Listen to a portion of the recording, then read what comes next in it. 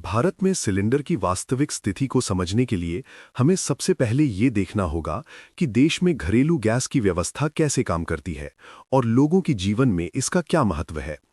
आज भारत में रसोई गैस यानी एलपीजी सिलेंडर करोड़ों परिवारों की दैनिक जरूरत बन चुका है। पहले के समय में अधिकतर लोग खाना बनाने के लिए लकड़ी, कोयला, उपले और मिट्टी के तेल का उपयोग करते थे, जिससे न केवल प्रदूषण होता था बल्कि घरों के अंदर धुआं भर जाने से स्वास्थ्य पर भी बुरा असर पड़ता था। धीरे धीरे समय के साथ सरकार ने स्वच्छ ईंधन को बढ़ावा देना शुरू किया और एलपीजी गैस को आम लोगों तक पहुंचाने के लिए कई योजनाएं शुरू की गईं। इसके परिणाम स्वरूप आज भारत के अधिकांश घरों में एलपीजी सिलेंडर का उपयोग किया जा रहा है। भारत में एलपीजी की आपूर्ति मुख्य रूप से 3 बड़ी कंपनियों के माध्यम से होती है। ये कंपनियां देश के अलग-अलग हिस्सों में गैस की आपूर्ति करती हैं और उपभोक्ताओं तक सिलेंडर पहुंचाने के लिए हजारों गैस एजेंसियों का नेटवर्क बनाती हैं। इन एजेंसियों के माध्यम से लोग अपने घरों के लिए सिलेंडर बुक कराते हैं और कुछ दिनों के अंदर उन्हें गैस की डिलीवरी मिल जाती है। पिछले कुछ वर्षों में गैस बुकिंग की प्रक्रिया को भी काफी आसान बना दिया गया है।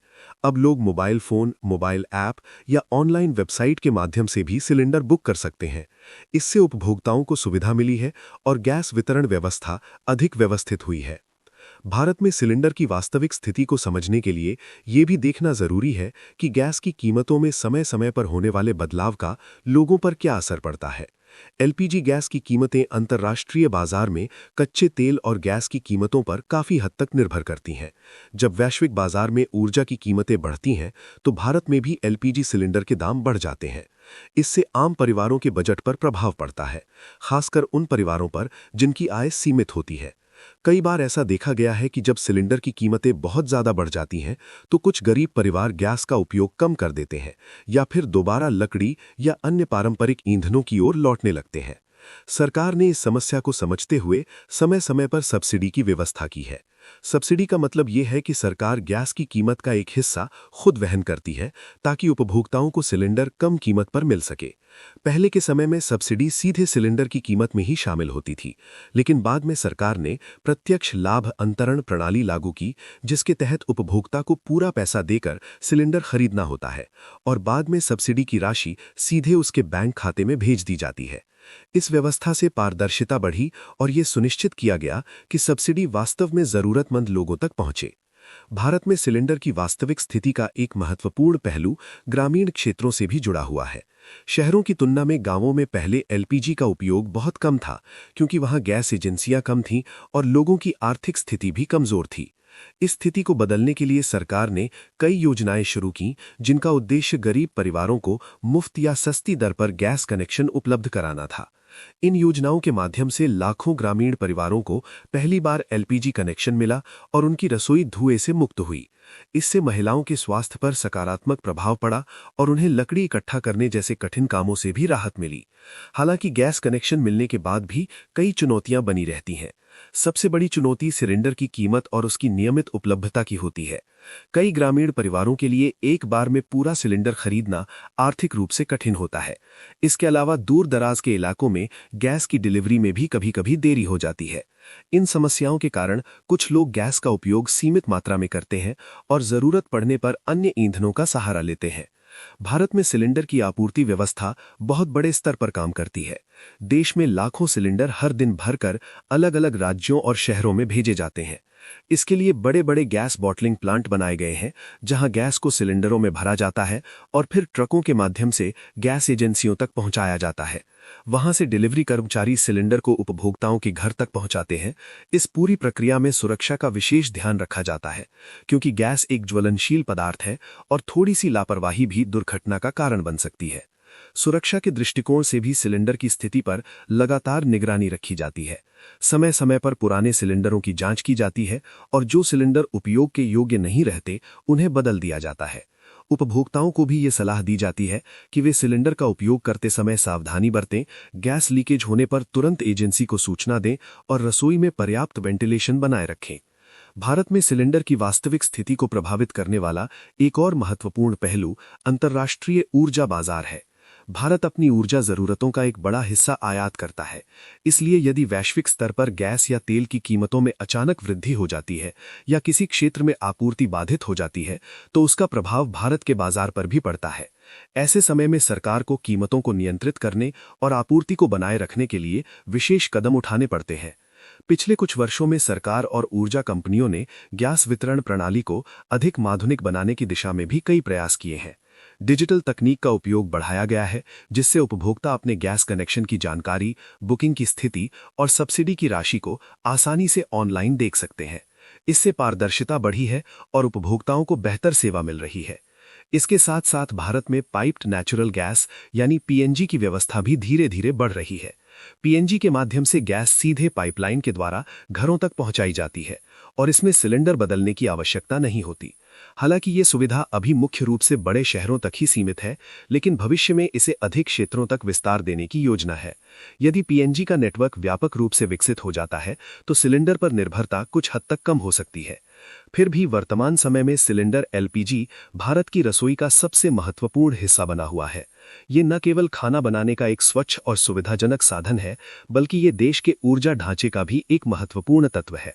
करोड़ों परिवार रोजाना इसका उपयोग करते हैं और इसकी आपूर्ति बनाए रखना सरकार और ऊर्जा कंपनियों के लिए एक बड़ी जिम्मेदारी है।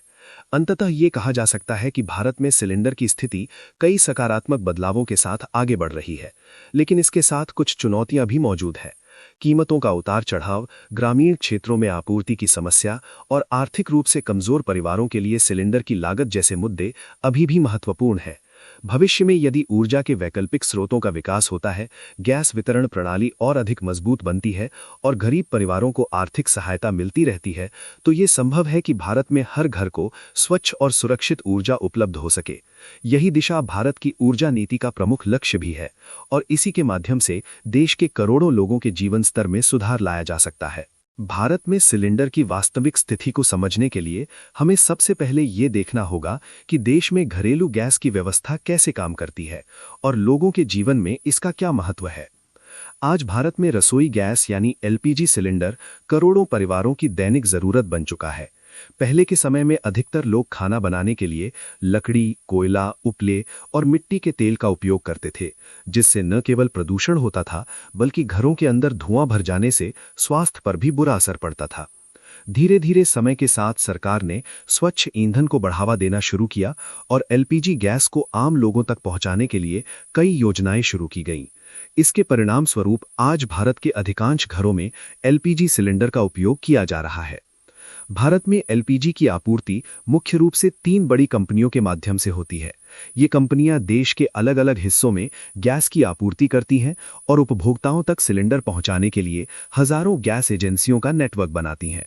इन एजेंसियों के माध्यम से लोग अपने घरों के लिए सिलेंडर बुक कराते हैं और कुछ दिनों के अंदर उन्हें गैस की डिलीवरी मिल जाती है। पिछले कुछ वर्षों में गैस बुकिंग की प्रक्रिया को भी काफी आसान बना दिया गया है। अब लोग मोबाइल फोन, मोबाइल ऐप या ऑनलाइन वेबसाइट के माध्यम से भी सिलेंडर बुक कर सकते हैं। इससे उपभोक्ताओं को सुविधा मिली है और गैस वितरण व्यवस्था अधिक व्यवस्थित हुई है। भारत में सिलेंडर की वास्तविक स्थिति को समझने के लिए ये भी देखना जरूरी है कि गैस की कीमतों में समय समय पर होने वाले बदलाव का लोगों पर क्या असर पड़ता है। एलपीजी गैस की कीमतें अंतर्राष्ट्रीय बाजार में कच्चे तेल और गैस की कीमतों पर काफी हद तक निर्भर करती हैं। जब वैश्विक बाजार में ऊर्जा की कीमतें बढ़ती हैं, तो भारत में भी एलपीजी सिलेंडर के दाम बढ़ जाते हैं। इससे आम परिवारों के बजट पर प्रभाव पड़ता है, खासकर उन परिवारों पर जिनकी आय सीमित होती है।